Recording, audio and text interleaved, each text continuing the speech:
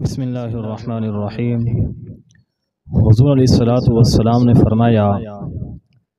کہ حسن اخلاق جو ہے گناہوں کو اس طرح پگھلا دیتا ہے جیسے پانی جو ہے برف کو پگھلا دیتا ہے، اور انسان کی جو بد اخلاقی ہے وہ عمل کو اس طرح برباد کر دیتی ہے جیسے سرکہ جو ہے شہد کو خراب کر دیتا ہے۔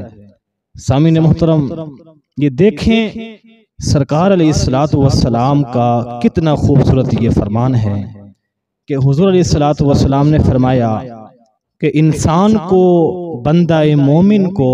اپنا حسن ظن جو ہے اس کو بہتر سے بہتر رکھنا چاہیے۔ جب انسان کسی دوسرے انسان کے ساتھ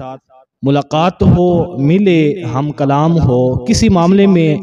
بات چیت ہو، تو وہ انسان جو ہے وہ اپنے حسن اخلاق کو اپنا ایک وتیرہ بنا لے، ایک اپنا زندگی کا جو اشعار ہے اس کو یہ اپنا لے کہ ہر معاملے کے اندر حسن اخلاق جو ہے اس کو ملحوظ خاطر رکھے، کیونکہ حسن اخلاق جو ہے یہ بہت اعلیٰ ظرف ایک چیز ہے کہ جو انسان اپنے اخلاق کو بہتر رکھتا ہے،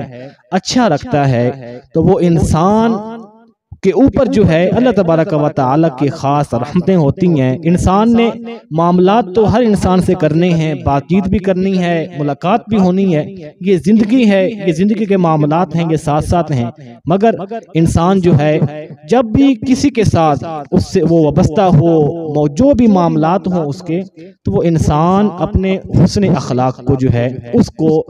ملحوظ خاطر رکھے، پیار سے، محبت سے، الفت سے پیش آئے، اور اس انسان کا یہ حسن اخلاق جو ہے یہ بتائے کہ یہ واقعی مسلمان ہے،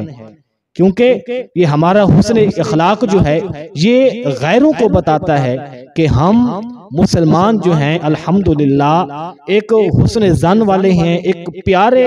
اسلام کے ماننے والے ہیں، اور ہمارا اسلام جو ہے، ہمارا دین جو ہے وہ ہمارے حسن اخلاق سے ہی واضح ہونا چاہیے، اگلے انسان کو، اگلے بندے کو اپنے آپ محسوس ہو جائے، پتہ چل جائے یار واقعی اس انسان کا جو اخلاق ہے وہ بہت اہمیت کا حامل ہے۔ سامعین محترم، دعا ہے کہ اللہ تبارک و تعالی